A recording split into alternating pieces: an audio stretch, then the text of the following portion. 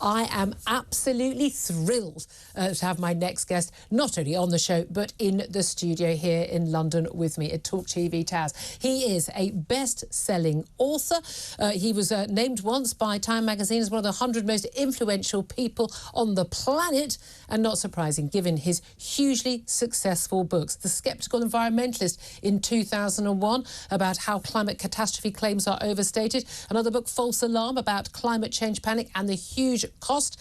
I am, of course, welcoming Bjorn Lomborg to the studio. Good morning to you. Good morning. Such a pleasure to see you in real life. And likewise. Because I have been reading you and listening to what you've had to say for some years now. You've been around for quite a long time, putting out this message. I would say of hope rather than of the sort of millennial despair of, oh, the world's about to end, it's all awful. We got today AI bosses saying, oh, we're facing another threat to humanity. You, I believe, I mean, you may dispute this, take a rather more positive view about how innovation and technology and sometimes, yes, fossil fuels, you're an environmentalist, but fossil fuels can actually provide solutions. And this is the basis of your brand new book, no doubt set to be another bestseller.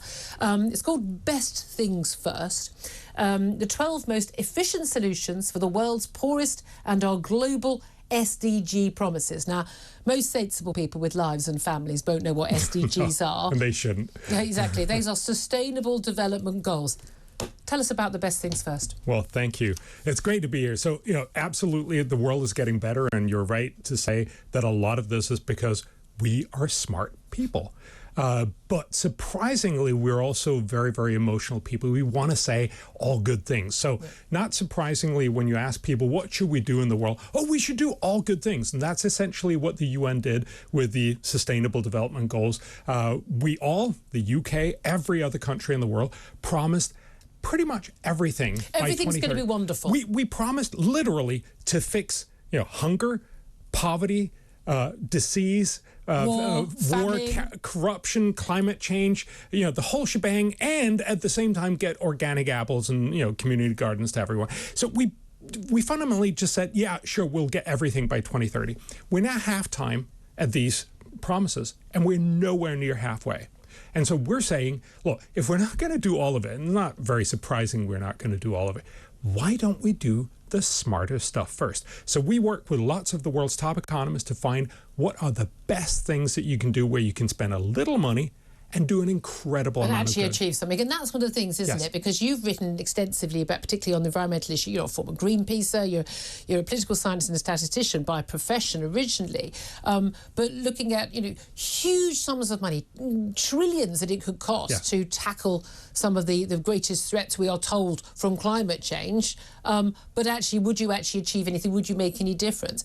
But you want to learn a lot of the lessons from, again, a lot of people won't even remember these, the Millennium Development Goals. No. The world basically decided in 2000, we are going to set a load of goals about, dealing with hunger and poverty and the like, and disease. Yes. And actually were remarkably successful. What was achieved with those goals? So instead of setting 169 targets, which is, if you have 169 priorities, you really have none. But there we set effectively about 8 simple targets, like you said, get poverty down, get hunger down, get kids in school, and stop moms and kids from dying. Very simple stuff. Yeah. And we actually achieved quite a bit of it. Just to give you one example, in 1990, about 12 million kids died each and every year under 5. That's 12 million kids.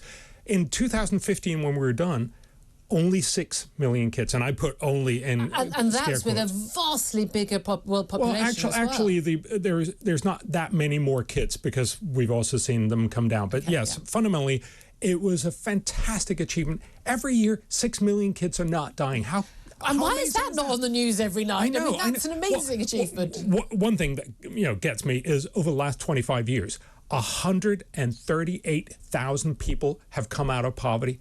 Every day. Every day you could have on your news show 138,000 people are no longer in poverty for the last 25 years. We don't, because it's a positive news, and that's not how our society works. We're talking about death and destruction all the time, that's much more fun, right? And that was why governments in 2016 met and said we're going to have these sustainable development goals. So they were different from the Millennium Goals. Again, I'm a journalist. I was on out time. I don't even remember this being even particularly in the news. It might have been on page 16 of the Guardian newspaper or somewhere it probably on the BBC website. And it was the biggest collection of heads of state in the world. So it's not like it was unimportant. And we're going to solve everything. But yes, but the problem is you can't just promise everything if if you're not willing to cough up 10, 15 trillion pounds. And that's why I'm saying, look, if we're not going to be able to do all of it, why don't we do some of the really smart stuff? And that's what's in the book. It's basically one thing, maternal and newborn health. About 2.4 million kids die each and every year in their first 28 days. About 300,000 moms die in childbirth.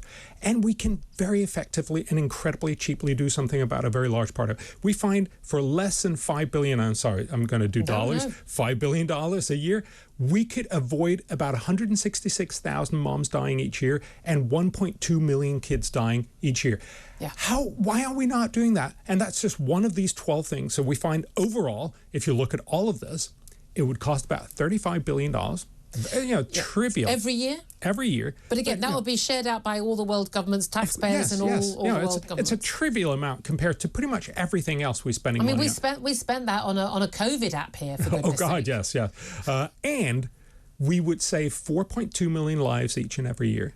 And we would make the poorer part of the world $1.1 trillion richer each and every year. It's just simply a fantastic opportunity to do an incredible amount of good for very little money. If you actually look in the cover of the book, there's the conclusion, the two lines, the two bars. You can see the small cost. That's the green line. And benefit, then the big benefit, cost. Right? That's the basic. Okay, so let's go through. I mean, not all of them, but the 12 most efficient solutions. And it's interesting you use the word efficient. Yes. Because actually, a lot of times, I mean, when we were talking, say, during the COVID pandemic, and there'd be people saying, every life lost, we should do everything we can. One life lost is too many.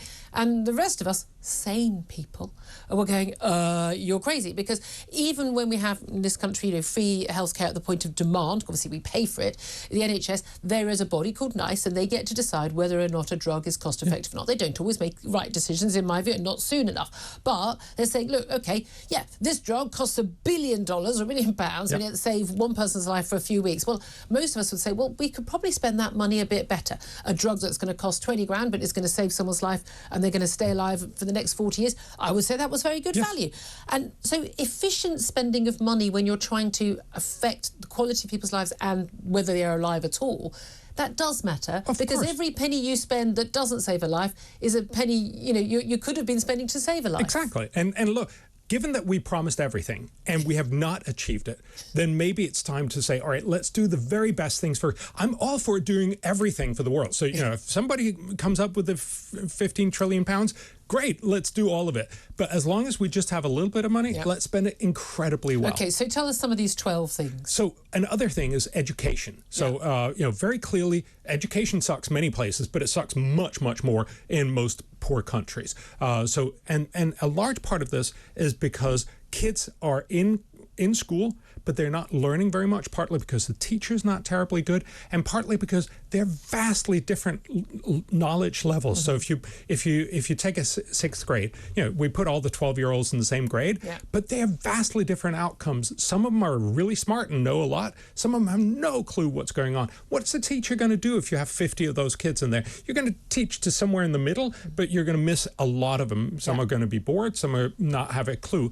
The way forward, and we know this is very, very well established in the literature, you get each kid to teach at their own level. You can't do that with a teacher, but if you put them in front of a tablet once a day for an hour, this tablet has educational software, it very quickly figures out where exactly is she, this one pupil, where is she at, and then teach her at her level. If you do that, it'll cost about $30 per kid per year. But the outcome is that kid will learn 3 times as much. It'll be like 3 times. And then will help to contribute to the economy of their country, become a doctor, become an They'll engineer. be smarter and more effective, and they will deliver about $600 billion. In terms of where the money comes from, obviously key to this also be things like tackling curable diseases, hunger and the like, and really basic things. It's back to basics. This really stuff, isn't is, it, in terms of improving people's lives. You did get some funding from the Gates Foundation, and there's a lot of talk here about countries working together and world bodies being involved. There are a lot of people, and including me now. I was someone before the pandemic very much pro, certainly Bill Gates, what he was doing in Africa in terms of dealing with, trying to tackle curable diseases, and world bodies acting together. And I'm now very wary of that after what happened with the pandemic and basically, very, very, very authoritarian policies, a lack of democratic accountability and the like. What would you say to my audience right now? Go, whoa, if our government wants to spend money as our country, our percentage share of that as a wealthy country, and we can be in control of what that money is spent on, fair enough. But we don't want it to go through a central body. The bureaucracy, the waste, the inefficiency, corruption, and frankly, the lack of accountability. Oh, absolutely. Look, I'm not making the argument that this should be sort of a supernatural, national government or entity that distributes all that money. Look, this is way too efficient to try to do that. This is an argument for saying individual governments and developing countries should be spending a little more on some of these very smart things. They should get a tablet to their kids. And actually, we're working with Malawi. They're doing this. So absolutely, governments there should do it. We should also be spending some of our overseas development aid on this. So Britain could do this in one country, or they could do a couple of these. They could do better maternal health for a couple of countries and do amazing good. This is about simply setting out, here are 12 amazing things. Why don't we do those first? Well, but we could also give to causes that actually help those particular amazing causes. This does come back to the first reason why you came to public prominence with huge best-selling books, particularly as I mentioned earlier, The Skeptical Environmentalist, 2001, because you were a climate activist and environmentalist, and then your argument is I'm worried about climate change, it's an issue, but it's not climate catastrophe, it's been overstated, and actually we should be going for innovation to tackle and rather than mitigate, rather than... You should write my books. I've read them. I'm paying attention. What can I say, Bjorn? I'm paying attention. I like to pay attention to clever people saying clever things. It's old-fashioned, but it might catch on one day. But we've had so much... if you look at the news today in Britain, and I think in America as well, and many other parts of the world, politicians, the only thing going about climate change is the biggest single issue, it's the only issue, everything else goes by the wayside, this is the only thing. There's lots of sound bites. They're not going to achieve net zero. None of it's going to be, it's not achievable, not, in my view, not desirable, and it's going to have a huge, huge cost. Isn't that part of the problem, that climate change is the sexy subject right now? It's the virtue signal, beyond virtue signal, what a good person you are. But actually, you know what? Stopping kids dying of TB and malaria and making sure that a kid has an iPad in Malawi isn't sexy enough for our politicians, which is why they don't do it and they don't talk about it. Exactly. And in some ways, I'm very happy you have me on here, because I come with an unsexy subject, but it just happens to be incredibly good.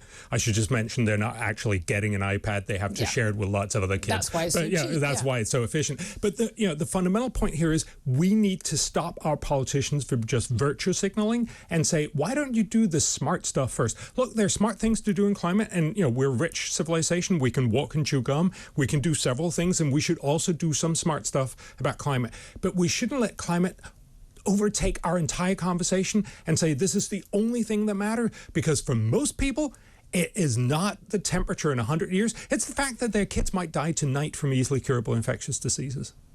Nailed it. I mean, that's the key thing, isn't it? It is, really. Such a pleasure. It's a fantastic new book. Best Things First, the 12 most efficient solutions for the world's poorest and our global SDG, I hate this SDG thing, Sustainable Development Goals and Promises, by Bjorn Lomborg, best-selling author. I'm sure this is going to be another big hit. I like this quote too, you've got on the front page: if you want to make the world better, this is the book to read. I advise all our politicians to do so. Bjorn Lomborg, pleasure to have your company. I hope you'll come on again very soon. Absolutely. 9:21 is the time. This is Talk Breakfast.